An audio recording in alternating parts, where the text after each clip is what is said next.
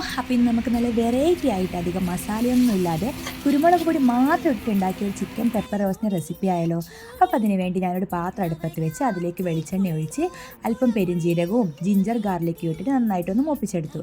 അതിലേക്ക് അരിഞ്ഞു വെച്ച സവാളയും ഉപ്പും ചിക്കനും കൂടി ചേർത്ത് നന്നായിട്ടൊന്ന് വഴറ്റിയെടുക്കുക ചെയ്യുന്നത്. ചിക്കൻ ഞാൻ ഉള്ളീൻ്റെ കൂടെ തന്നെ ചേർക്കുന്നുണ്ട്. അപ്പോൾ ഉള്ളീൻ്റെ കൂടെ ചിക്കനും കൂടി നന്നായിട്ട് വഴണ്ടി വരും. അതിനുശേഷം ആവശ്യത്തിലധികം കുരുമുളക് പൊടി നമുക്ക് അതിലേക്ക് ഇട്ട് കൊടുക്കാം. കുരുമുളക് പൊടിയും അല്പം ലെമൺ ജ്യൂസും ഇത് മണത്തിന് വേണ്ടി ലേശം ഗരം മസാലയും കൂടി ചേർത്തിട്ടുണ്ട്. അതിനുശേഷം അടച്ച് വെച്ച് നന്നായി വേവിച്ച് വെള്ളം വറ്റിച്ച് നന്നായി വരട്ടിയെടുക്കണം. അപ്പോൾ കുറേ നേരം ഇളക്കിക്കൊണ്ടിരിക്കുമ്പോൾ നന്നായി വരണ്ട് വരും.